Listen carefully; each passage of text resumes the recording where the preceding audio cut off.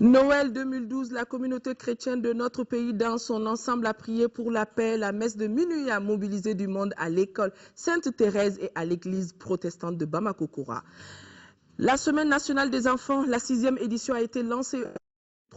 Tout le Mali vont parler du thème « La paix pour garantir notre avenir ». Il fait encore parler de lui. Il c'est Tiken Jah Fakoly. L'artiste vient de sortir un single gratuit appelant les Maliens à se retrouver autour de l'essentiel. L'essentiel pour lui, c'est la reconquête du nord du pays. Un dossier dans ce journal, 2800 malades du sida pour la seule région de Caille. 1600 sont sous traitement antirétroviral gratuit. Beaucoup ont le sourire grâce à cette prise en charge quand Soutou Kanouté et Mamadou Sissé sont allés à leur rencontre. Nous sommes mardi 25 décembre. Mesdames et messieurs, bonsoir. Joyeux Noël et bienvenue dans cette édition. Édition que nous ouvrons par ce communiqué de la présidence de la République à l'occasion de la cérémonie de présentation des vœux de nouvel an de la presse à son Excellence Monsieur le Président de la République par intérim. La cellule communication de la présidence informe la presse que la dite cérémonie aura lieu demain, mercredi 26 décembre, dans les locaux du secrétariat général de la présidence de la République. Sont conviés à cette cérémonie les membres du Comité national de l'égal accès aux médias d'État, les membres du Conseil supérieur de la communication, les conseillers en communication des départements ministériels, les chargés de communication des sociétés et entreprises d'État, le bureau de la maison de la presse, les directeurs des organes de presse publics et privés, 2 responsables par organisation professionnelle de la presse et de la communication, les correspondants et envoyés spéciaux de la presse étrangère dûment accrédités. Mise en place terminée 16 heures. Prière se munir de la précieuse carte de presse. Le Premier ministre Django Sissoko, lui, effectuera à partir de demain, mercredi 26 décembre, au vendredi 28 décembre, une visite au Burkina Faso, en Côte d'Ivoire, au Bénin et au Sénégal. Le Premier ministre Django Sissoko est porteur des messages du président de la République par intérim à leur Excellence Blaise Compaoré, président du Faso et médiateur désigné de la CEDEAO, Alassane Dramane Ouattara, président de la République de Côte d'Ivoire et président en exercice de la CEDEAO, Yahi Boni, président du Bénin et président en exercice de l'Union africaine, et Macky Sall, président de la République du Sénégal. Je vous le disais dans le titre, la communauté chrétienne a fêté Noël, des prières à travers tout le pays. La messe de minuit a été dite hier soir à l'école Sainte-Thérèse, messe de minuit suivie par notre reporter Isaac Chenou.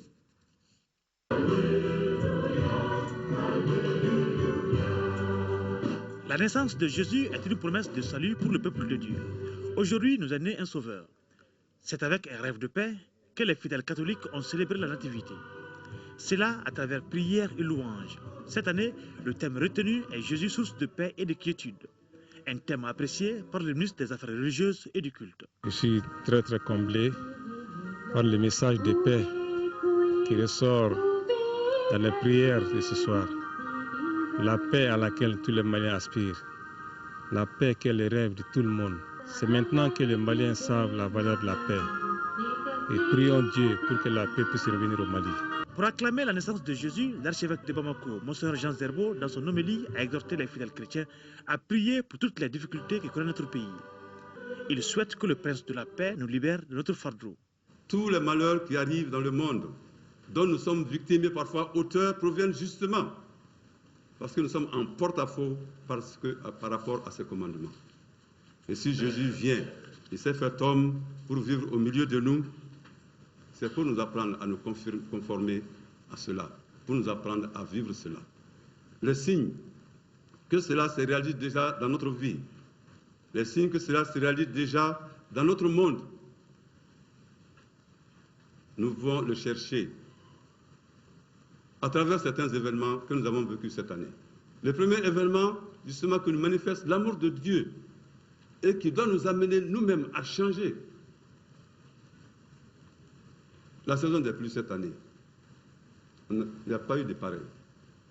Une image forte, au moment même où, chaque jour, nous nous faisions la guerre. Au moment où nous, chaque jour, nous semions la mort autour de nous. Au moment où chaque jour, nous semions la terreur autour de nous, il pleuvait. Plus douce, plus fine, sans vent violent, sans coup de foudre. C'est pour nous dire, bien chers frères et sœurs, que l'amour de Dieu, ce n'est pas un vain mot.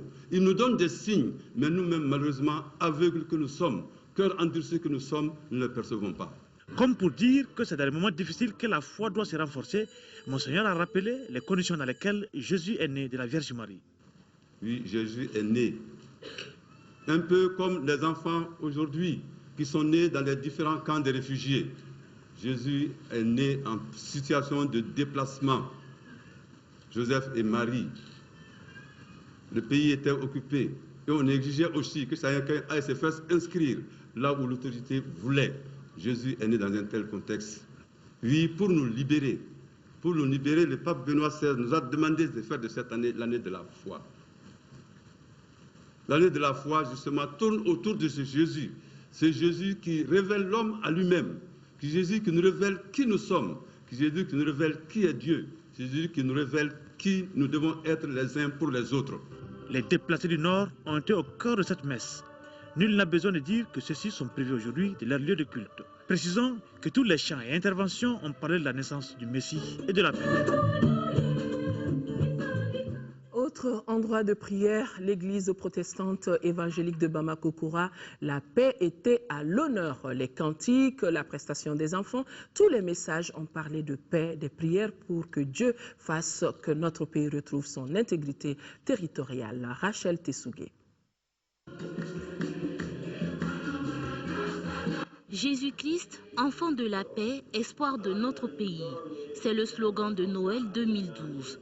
Malgré la situation difficile que traverse notre pays, les chrétiens ont tenu à être présents en grand nombre à l'église pour commémorer la naissance de Jésus-Christ.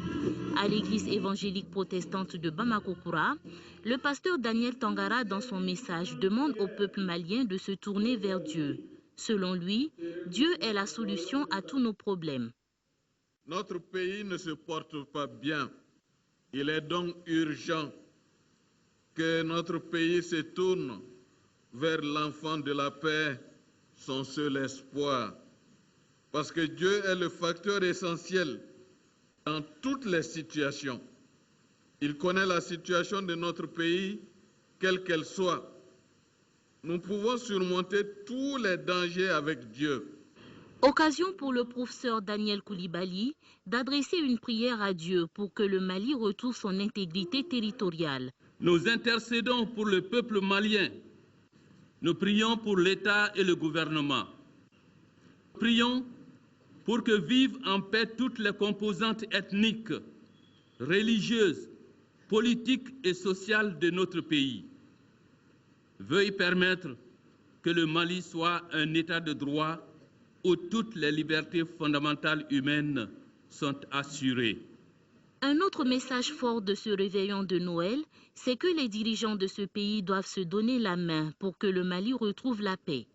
Quand on regarde la situation qui se prévaut dans notre pays, c'est vraiment regrettable pour un grand pays comme le Mali. Et je crois que vraiment, les responsables politiques surtout, unir leurs efforts et parler d'une seule voix pour que vraiment le pays puisse s'en sortir. Les chants d'allégresse de l'Assemblée, la prestation des enfants et les cantiques des deux chorales ont fait beauté de ce réveillon de Noël 2012.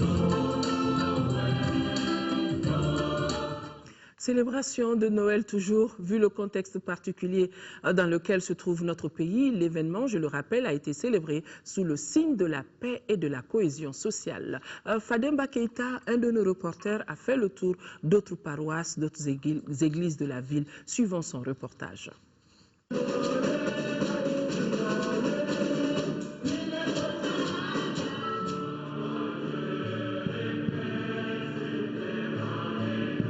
Ces voix à l'unisson émanent des églises Saint-Martyr de l'Ouganda, de Djilibougou, évangélique protestante de Bankoni et de l'église des Assemblées de Dieu de l'Hippodrome. Dans la joie du Christ, puisque c'est Noël, elles implorent Dieu à travers le Seigneur Jésus, non seulement pour demander la grâce divine et pour que le Mali retrouve la paix, l'intégrité et la cohésion sociale aujourd'hui hypothéquées à cause de l'occupation des régions du Nord par des groupes armés. Seigneur notre Dieu, nous te prions ce matin. Nous te prions pour notre pays, le Mali, pour les villes du Nord, au nom de Jésus. Nous te prions pour la paix au Mali. Et tant ta main, Seigneur, et pitié notre pays. Pardonne tous nos péchés. Nous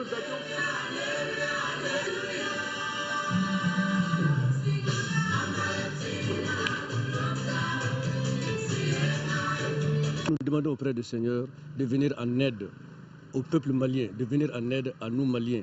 Parce que si Dieu ne vient pas nous secourir, nous seuls ne pouvons pas sortir de l'ornière que nous nous sommes créés nous-mêmes. Nous prions Jésus-Christ lui-même pour qu'il intercède auprès de Dieu le Père, pour qu'il fasse revenir la dignité, qu'il fasse revenir la paix à tous les Maliens.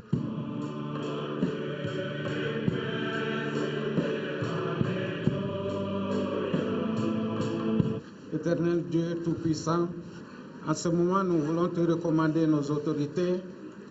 Nous te prions de leur donner la sagesse de se comprendre, de s'unir, de se donner la main et de travailler pour le bien du peuple malien.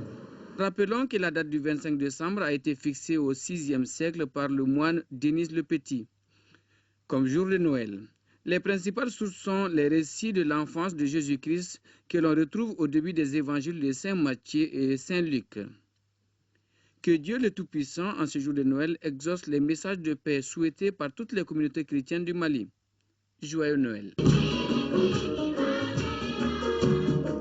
Hier soir, veille de célébration de Noël, une grande patrouille mixte de grande envergure a été organisée pour la sécurisation des personnes et de leurs biens dans la capitale. L'opération a concerné les 6 communes du district de Bamako, au cours de laquelle la police, la gendarmerie et la garde nationale ont sillonné la ville. Adama Kodjo a suivi la patrouille. Il était 23h ce lundi soir, veille de Noël, lorsque les 884 éléments des forces de sécurité recevaient les dernières consignes pour cette patrouille mixte de grande envergure. Il s'agit pour la police, la gendarmerie et la garde nationale de sécuriser Bamako. Et cela afin de permettre à la population de fêter dans la quiétude. Vous avez pour mission d'interpeller toute personne suspecte, de contrôler les véhicules suspects, les fouiller. Fouiller également les occupants. Au besoin, conduire ces véhicules-là en fourrière.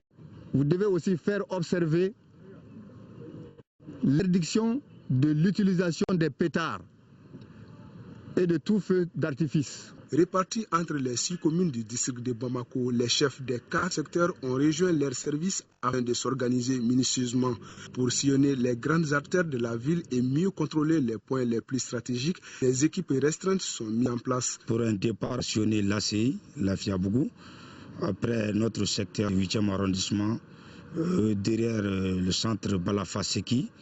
On a été là-bas, mais pratiquement la zone est vide. Bon, en dernier pochon, on s'est retrouvé dans un secteur du 3e arrondissement. Notre véhicule de reportage suit le sergent-chef Mariko et ses éléments. À quelques mètres, une camionnette en pleine circulation dont les phares ne répondent pas aux normes. Les pièces de la camionnette sont saisies. Une grande partie de la patrouille se passe à des endroits à faible concentration, des zones de camouflage. Mettre lieu. Ensuite, cap est mis sur les zones à forte concentration. Le problème que nous avons actuellement, c'est le problème des bandits. Grâce à la police, maintenant, nous arrivons vraiment à sortir, vraiment à nous promener comme on vit. Je trouve que c'est une très bonne chose. Les autorités sont en train de prendre des dispositions nécessaires, surtout dans le pays où nous sommes. J'ai été interpellé pour non présentation des pièces. Pourtant, le propriétaire de la moto m'avait dit qu'il a sa vignette sous la scène. En contrôlant les véhicules, si les pièces sont normales, on les laisse partir. Si les pièces ne sont pas normales, c'est-à-dire qu'on nous dise comment régulariser ces trucs-là. Malgré la particularité de ces zones, les 2 heures de patrouille ont permis au sergent-chef et ses éléments de procéder à une dizaine d'interpellations. Le vélocycliste, il n'a pas de pièces d'identité sur lui, ni de vient sur sa vélo. La moto, pratiquement, lui, il était en sens interdit. Après avoir présenté les références de la moto, il sera verbalisé. Il est 2 heures du matin. Notre équipe quitte le sergent-chef et ses hommes positionnés au grand marché de Médine. Direction la rive droite du district de Bamako, plus précisément à Bako-Dukroni et Kalabankoro. Ici, après 4 heures de contrôle, un constat se dégage. On a eu quand même à faire certaines interpellations. Pour la plupart des cas, c'est par rapport aux des défauts de cartes d'identité nationale. Et des gens qui ont, certains engins aussi qui ont été saisis, c'est des engins qui ne disposent pas des pièces afférentes. La conduite, notamment les vignettes. Le comportement des interpellés, je vous le dis, maintenant ça commence à changer, dans l'ensemble ça va, mais quand même nous sommes toujours confrontés à certaines difficultés par rapport à l'incivisme. Parce que certains usagers ne veulent pas qu'ils soient contrôlés. Quand ils les demandent de présenter les pièces d'identité, uniquement ils s'énervent. L'opération de patrouille mixte a mobilisé une trentaine de véhicules. Adama Kodjo. L'actualité sur un autre plan, la 6e édition de la Semaine nationale des enfants a commencé cet après-midi à la Cité des enfants. Le thème retenu pour cette édition est la paix pour garantir notre avenir. Environ 300 enfants de toutes les localités de notre pays y participent. La cérémonie officielle a été présidée par Madame le ministre de la Famille, de la Promotion de la Femme, de l'Enfant, et c'était en présence de notre reporter Garibou au Pérou.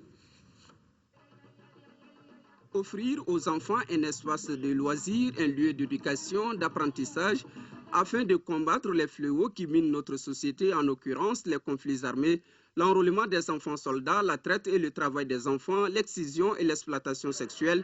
Voilà l'essence de la Semaine nationale des enfants. Le thème retenu pour cette 6e édition est la paix. L'édition 2012 va regrouper 300 enfants environ. Elle est dédiée surtout aux enfants en situation difficile.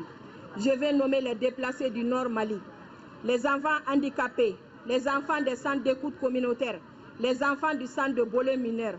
S'agissant des premiers groupes cibles, c'est-à-dire les enfants déplacés du Nord, cette semaine sera pour eux l'occasion, meurtris dans leur chair et dans leur âme, de nouer des relations d'amitié, de camaraderie et d'oublier quelque peu les peines endurées et de s'épanouir pleinement. La Cité des enfants, à travers ses différentes tribunes, a toujours impulsé la participation active des enfants en situation difficile. Je trouve que la fête est très bonne parce que j'ai vu mes amis plein d'enfants et j'ai vu des enfants qui avaient la joie sur le visage. Et je demande aux autorités de tout faire pour amener la paix au Mali. La Semaine nationale des enfants est aussi un rendez-vous où l'enfant s'imprègne d'aspects positifs d'entraide et de solidarité de sa culture ancestrale, en s'amusant, en partageant son expérience avec son semblable dans une atmosphère festive. À travers des disciplines culturelles, éducatives et sportives, les enfants apprendront pendant une semaine les valeurs de tolérance, de respect et d'acceptation de l'autre, toutes choses qui concourent à l'instauration et au maintien d'une paix durable.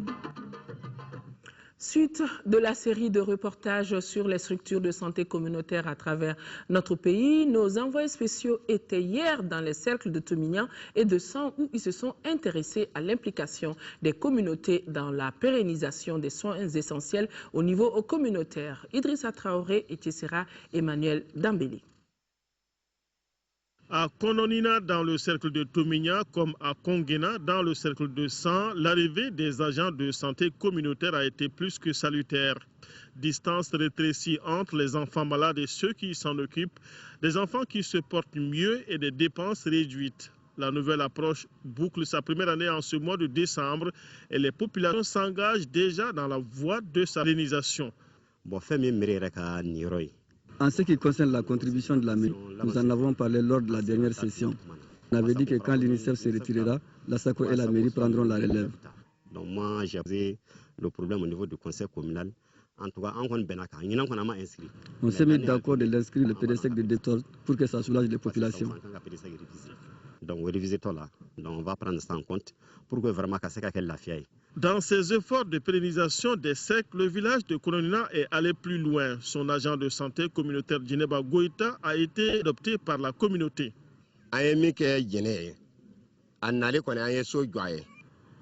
Nous avons construit une maison pour l'ASC, latrine, et nous lui avons donné un champ de riz.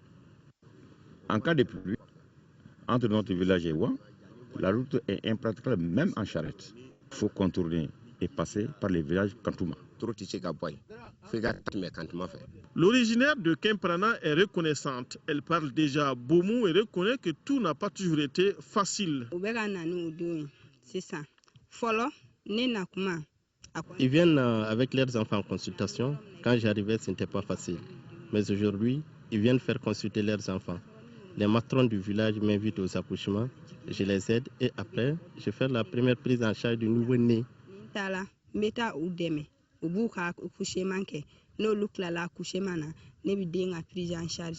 Si Kononina est situé à 5 km du CESCOM le plus proche, le trajet est impraticable pendant l'hivernage. Le village de Kongina, lui, est loin du CESCOM de Téné de 9 km, des distances que les ASC sont venus réduire pour le bien-être des enfants.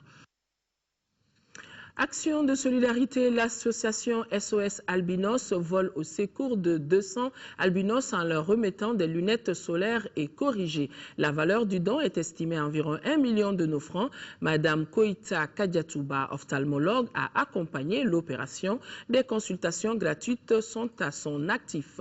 Pour la présidente de l'association SOS Albinos, Madame Aminata Samake, ce geste s'inscrit dans le cadre de la relance des activités de son association, donc des lunettes solaires pour les albinos du Mali. À Koulikoro, l'Académie d'enseignement a reçu pour 5 centres d'animation pédagogique de la région un important matériel de construction des abris temporaires. Le don remis aux autorités scolaires a coûté à l'UNICEF environ 51 millions de francs CFA. Compte rendu depuis Koulikoro de Ousmane Koïta. C'est pour la construction des abris temporaires des centres d'animation pédagogique pour le cap de Koulokani, Kangaba, Djouila, Kati et Nara que l'UNICEF a offert ces dons. Des dons composés de 4220 fils de tôle, 84 cartons de caoutchouc, des chevrons et des crochets. Cet appui de l'UNICEF est évalué à près de 51 millions de francs CFA. Pour ne pas laisser les enfants privés de leur droit à l'éducation, l'UNICEF a décidé de doter ces écoles qui ont eu des classes sinistrées en abri provisoire. Ces matériaux de construction serviront, à n'en pas douter, à l'amélioration des conditions de travail des localités concernées selon l'administration scolaire. L'UNICEF défend les droits des enfants et les enfants ont droit à l'éducation. Donc de tels abris provisoires vont vraiment aider à contribuer à l'amélioration des conditions de travail, donc la qualité. À cette cérémonie de remise de matériel de construction dédiée à la cause du plan d'urgence de la région de Koulikoro, les autorités ont félicité le geste de l'UNICEF, une organisation internationale qui accompagne à hauteur de souhait le système éducatif national.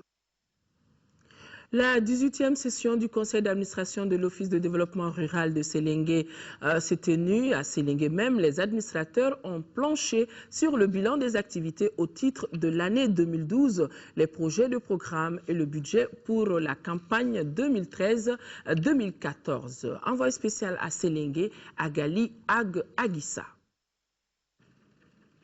Au cours de cette 18e session du Conseil, les administrateurs de l'Office de développement rural de Séléngué, ODRS, ont examiné les rapports d'activité au titre de la campagne 2012-2013, ainsi que les projets de programme et de budget de la prochaine saison agricole. Si la bonne pluviométrie enregistrée cette année favorise la productivité agricole, la situation politico-sécuritaire qui traverse le Mali n'a pas épargné l'ODRS de certains problèmes. Des problèmes qui ont pour nom la restriction budgétaire, l'insuffisance du personnel d'encadrement, de la main-d'œuvre et autres. Malgré ces difficultés, les résultats sont fort encourageants. La pluviométrie a été abondante sur toute l'étendue du territoire, donc ce qui nous a permis d'emblaver le maximum de superficie et battre le record de notre production des années précédentes. Nous avons un bilan de 50 000 tonnes, 400, contre à peu près 28 000 les années précédentes, donc 2011, et moins en 2010. Ça fait beaucoup d'efforts pour d'abord encadrer les paysans, irriguer les terres et arriver aux résultats qu'on a vu dans le bilan. Avec un budget prévisionnel d'environ 1,261 milliard de francs CFA, les administrateurs comptent garder les caps et relever les défis de la prochaine campagne agricole. Donc les mobilisations financières vont permettre honnêtement de rendre à la zone, bon, c'est potentialité en matière de développement hydro-agricole, les produits halieutiques et les ressources touristiques. À l'occasion de cette 18e session du Conseil, les administrateurs ont visité les blocs administratifs et 3 villas hautes en construction. Les travaux avancent normalement et sont presque terminés. La direction générale de Kafo-Djiguiné et les élus sont depuis hier dans une tournée à l'intérieur du pays. À Bougouni, première étape de la mission, la délégation a constaté avec satisfaction l'accroissement du nombre de sociétaires. Un accroissement qui a permis au réseau de maintenir l'équilibre malgré la crise que traverse notre pays. Envoyé spécial Tchemoko Konati. C'est Bougouni qui a constitué la première étape de la mission. Dans la capitale du Bani-Monotié, la mission a rencontré les responsables des caisses de base de Bougouni, Yamfolila, Koumantou, Kangaré et Kolonjeba. Leurs deux parties ont jeté un regard rétrospectif sur l'année qui s'achève avant de dégager les perspectives. C'est pour faire la planification de l'année, tant au niveau du crédit, au niveau du secrétariat et au niveau de l'épargne. Pratiquement, et aussi, on informe les délégués qui aussi doivent descendre pour informer les sociétaires. Il est apparu des échanges qu'en dépit de la crise qui secoue les pays, Kafo-Djiguiné a enregistré des avancées significatives. Il s'agit notamment de la modernisation du réseau et de la croissance du nombre de sociétaires. Deuxième étape de la mission, Sikasso, où les réalités sont identiques. À l'heure où nous sommes, nous pouvons dire que vraiment les caisses de base de Sikasso se portent à merveille.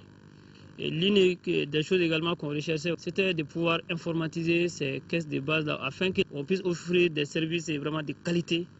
Auparavant, la mission avait rendu visite à 2 de leurs partenaires privilégiés. Il s'agit de la CMDT de Bougouni et de la Coprocazan, coopérative des productrices de beurre de karité de Zandjabougou. Kafo-Djiguiné, nous sommes partenaires il y a à peu près 3 ans. Je peux dire l'année dernière, nous avons contacté un prêt de 3 millions. Et cette année aussi, nous avons contacté un prêt de 5 millions pour acheter les amandes de karité avec nos membres. Ensuite, transformer ces amandes en beurre de karité, le vendre sur le marché. Nous avons un très bon rapport de partenariat sur beaucoup de plans, plan équipement des producteurs et financement du crédit. Et également les rapports de collaboration, d'échange d'informations. Pour maintenir l'équilibre et donner plus de visibilité aux actions futures, la direction entend améliorer ses ressources et la gouvernance. Rendons-nous à Kati où la salle de conférence du Conseil de cercle a abrité samedi dernier les travaux de la table ronde multi-acteurs, autorités politiques, sanitaires et organisations de la société civile. La rencontre visait à amener tous les acteurs concernés à réfléchir sur la question de la gratuité de la santé à Kati. Compte rendu Nando Dambélé. Pour les organisateurs, cette cérémonie est solennelle et mémorable. La problématique qu'elle marque est pertinente, à savoir la mobilisation et la gestion des fonds alloués aux politiques de gratuité des soins de santé. Il s'agit pour nous de mettre ensemble l'ensemble des acteurs, c'est-à-dire autorités, services techniques, organisations de la société civile, ensemble qu'on réfléchisse sur la question de la santé au Mali et particulièrement dans le cercle de Kati. La problématique préoccupe tous les acteurs du développement local, à savoir les autorités politiques, services de développement social et organisations de la société civile. La présente cérémonie s'inscrit également dans le cadre de renforcement du partenariat, organisations de la société civile et autorités politiques sanitaires, sans exclure les services de développement social et de l'économie solidaire. Les discussions menées au cours de cette table ronde sont une opportunité de dégager les axes de solutions afin que chacun dans son domaine puisse améliorer ses performances en ce qui le concerne. La fin de l'année, c'est dans quelques jours. L'artiste musicien revient et fait parler de lui. Je veux parler de Tiken Jah Fakoly, qu'on ne présente plus. Il vient de sortir un single gratuit pour appeler les Maliens à se mobiliser pour la patrie. Le CD sera disponible le 31 décembre prochain. Une seule chanson exclusive qui parle de la grande histoire du Mali et des grands hommes que le Mali a connus. Tiken Jah Fakoly invite les Maliens à l'union sacrée pour faire face à l'essentiel. Et pour lui, l'essentiel aujourd'hui, c'est la reconquête du nord du Mali. Nous lui avons rendu visite dans son studio d'enregistrement. C'est pas moi, mais il est au micro de Ibrahima Traoré.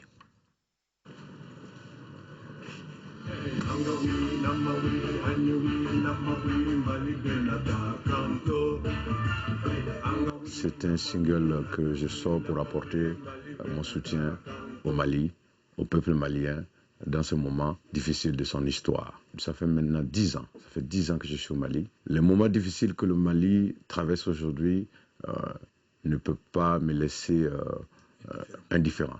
Voilà, il fallait absolument que je fasse quelque chose. Et donc, j'ai décidé de sortir ce single dans l'objectif de galvaniser, dans l'objectif de mobiliser les Maliens autour de l'enjeu qui est la reconquête du nord du Mali. Parce que le Mali, c'est un pays indivisible.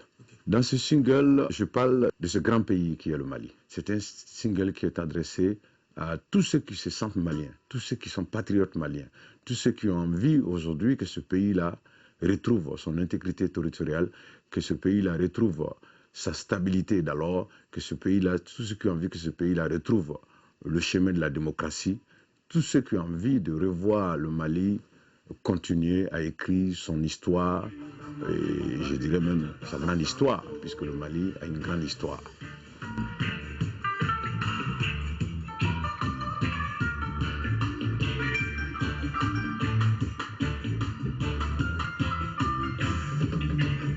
Mon souhait, c'est vraiment avoir un rendez-vous avec les autorités maliennes, notamment le président de la République du Mali, une copie de ce CD.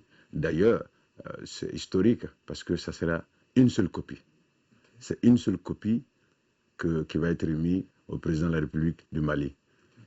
Les autres, tout le monde pourra l'écouter à travers les radios privées, à travers la presse internationale.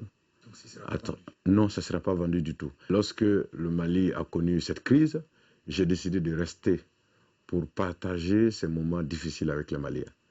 Le Mali, c'est un pays qui m'a reçu. Le peuple malien m'a prouvé dès la première semaine de mon arrivée ici que je suis parti de chez moi et que je peux considérer que je suis chez moi au Mali.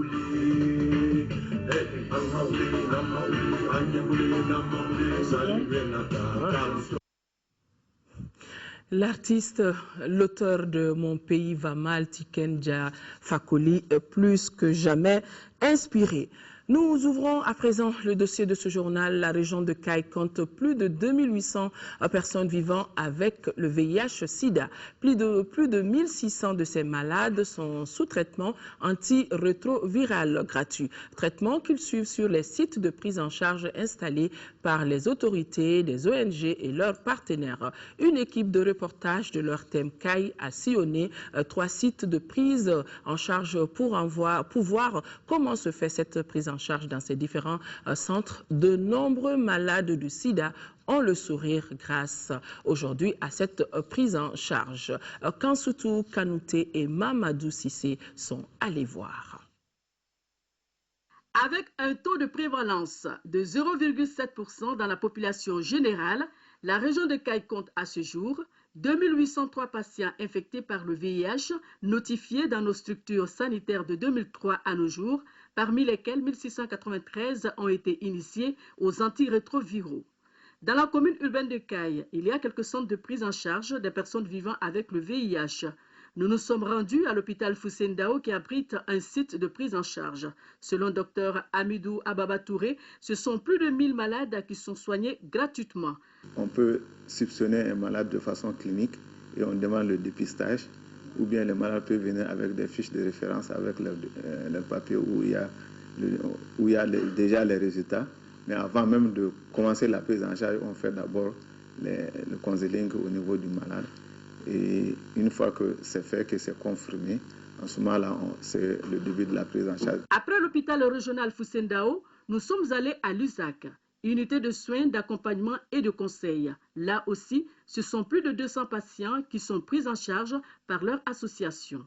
À noter que la particularité de l'USAC est qu'elle lutte beaucoup contre la stigmatisation des malades. Pour cela, tous les malades se rencontrent 2 fois dans le mois pour échanger entre eux et aussi avec ceux qui ne sont pas malades. Après les échanges, tous se retrouvent pour manger ensemble. L'USAC de Caille a été créé en septembre 2011 par Arcade Sida. Nous avons commencé les activités en septembre 2011. Donc nous assurons la prise en charge des personnes vivant avec le VIH-Sida. Nous apportons les conseils auprès de ces personnes vivant avec le VIH-Sida et également les séances de dépistage sont organisées en stratégie fixe et en stratégie mobile. L'ANVESNA, Association Nous VIH-Sida et nos amis, est une association qui regroupe aussi en son sein des personnes qui ne sont pas malades. Au sein de l'association, il y a plus de 346 personnes aujourd'hui, mais la majorité c'est des féminines. Donc, mais il y a à peu près plus de trentaine qui sont affectées, qui ne sont pas du tout infectées, qui sont là avec nous pour toujours chercher une solution. En fait, la prise en charge, nous avons un petit rôle à jouer à côté des médecins. Nous, c'est les accompagnements psychosociaux que nous faisons comme nos activités. Nous avons rencontré des personnes vivant avec le VIH qui affirment que grâce à la prise en charge de ces associations, elles vivent bien, elles ont leurs ARV à tout moment et invitent tout le monde à se faire dépister.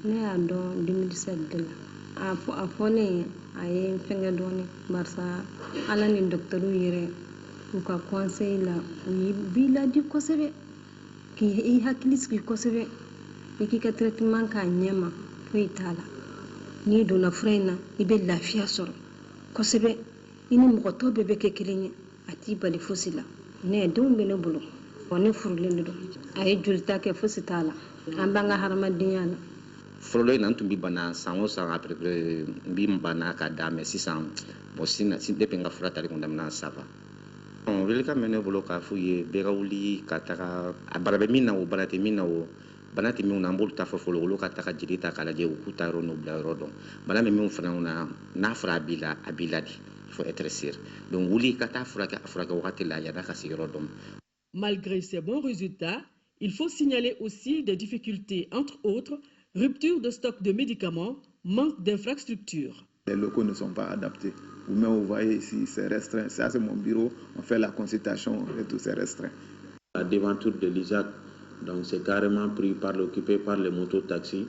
Et compte tenu de la confidentialité, de la discrétion de ce que nous faisons ici, je pense que ce n'est pas trop bien que la devanture soit occupée par les mototaxis. La seconde difficulté, c'est d'abord, il y a certains bilans qui ne sont faisables qu'à l'hôpital. Donc s'il faut envoyer le malade jusqu'à l'hôpital, faire le bilan et revenir, ça pose des petits problèmes. À rappeler qu'au niveau de l'hôpital Foussendao de Caille, la médecine, la pharmacie, la pédiatrie, la dermatologie, la gynécologie et le laboratoire sont tous impliqués dans le dépistage et la prise en charge des malades. Voilà, mesdames et messieurs, c'est donc tout pour cette édition. Merci de l'avoir suivi. Demain, le travail reprendra bien sûr après cette journée de célébration de Noël. 10h, 13h, Mohamed Touré sera là sur ce plateau et 18h, 20h, Amara Malé Diallo prendra le relais. D'ici là, merci de rester de cœur et d'action avec nos compatriotes des régions du Nord vivant sous occupation. On ne les oublie pas. Excellente nuit à tous. Au revoir.